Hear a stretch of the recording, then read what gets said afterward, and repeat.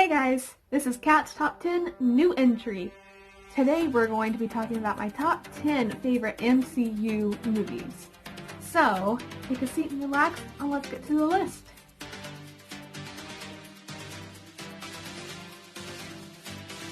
For number 10, we have actually got Thor.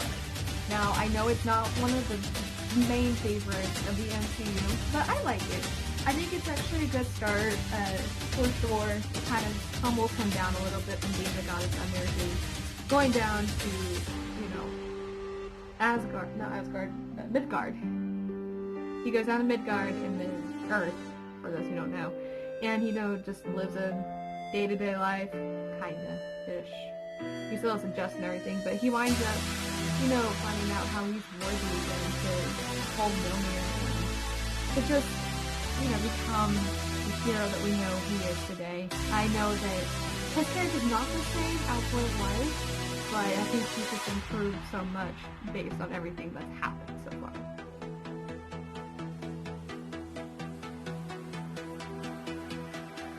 For number 9, we've got Captain America Civil War. This was the first MCU that included a lot of heroes. I don't remember how many. I don't remember how many, but it actually included a lot. It included the Soviet Act, which caused a big conflict between Captain America and Iron Man, which caused them to not be friends, be frenemies basically. Towards the end of the movie, Captain America just basically gives Tony his shield back because Tony's like, that shield doesn't belong to you, my father made that for you. Because, he's a little salty that Bucky killed his parents, but Cap kinda knew about it, and yeah. So, Civil War will be number 9 on my list just for the fact that it is the first crossover, the first main crossover that happened in the MCU, and it introduced us Spider-Man and Black Panther.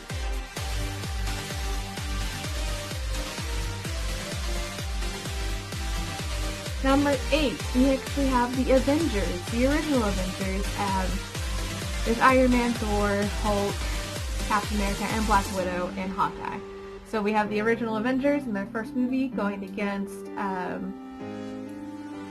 what we know now as Thanos' army. So we're having them go against that, and to just have help save New York, basically. All these band of heroes are coming from different parts of the world, and they're having to just actually work together and not, be up against each other as they got kind of are in the beginning. But then they learn how to work together and they work it out together. So that makes it even better.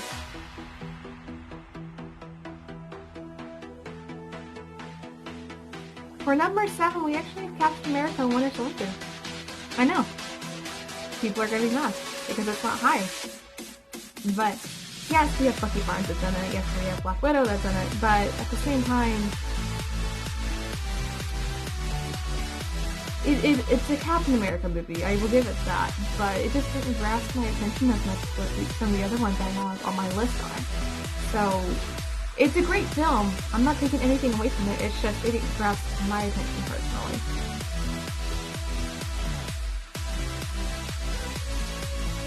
Number 6. We have the movie that started the whole thing in the MCU.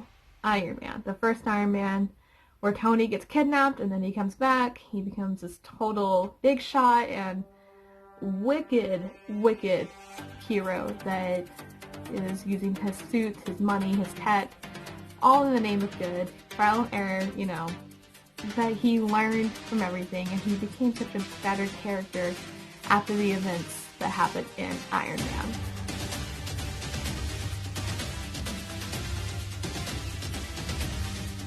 For number 5, we have Spider-Man Homecoming. Now this is the third revival of Spider-Man that is into the MCU. But the reason why I like Spider-Man Homecoming is because we're not going through the backstory of what happened. We're not seeing Uncle Ben, we're not seeing any of that. We're seeing what happened to Peter, after the events of Civil War. So we're seeing young Peter Parker going to New York, doing school and everything. His best friend finds out that he is Spider-Man.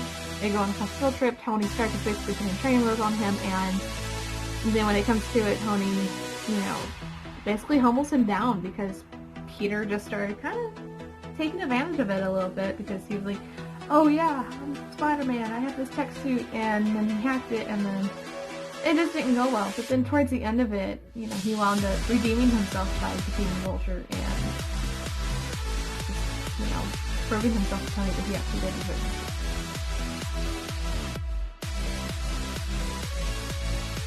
Next, we have got Avengers Infinity War. This movie had me on the edge of my seat. It was something that, you know, we had been waiting for the past 8 years when it was released, and so we just kept on going through all the movies, and then finally kind of all tied together. But then you get towards the end, and I don't want to spoil it for anyone who hasn't seen it yet. It just gets really emotional and heartfelt with all the characters that are involved with it. So I definitely recommend seeing that movie if you are a huge Marvel fan, or if you're a huge Marvel fan and you've already seen it, then you know what I'm talking about.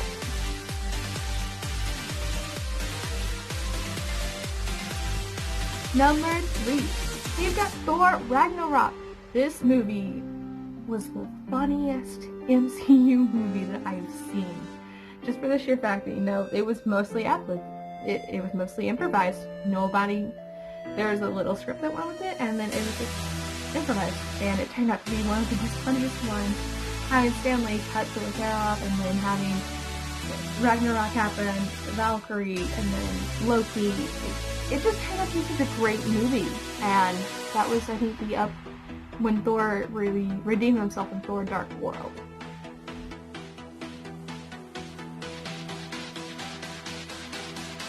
Number 2, we have got Avengers Endgame.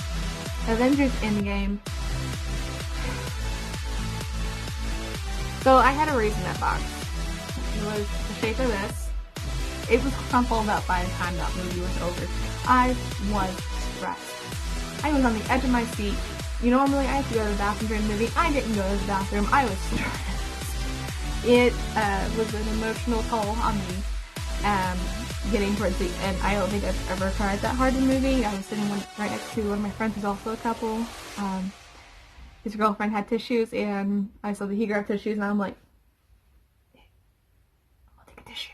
And so I had a tissue, and then just started sobbing and being specific film. I don't want to let anyone who's doing it. This is really good-ish, but it is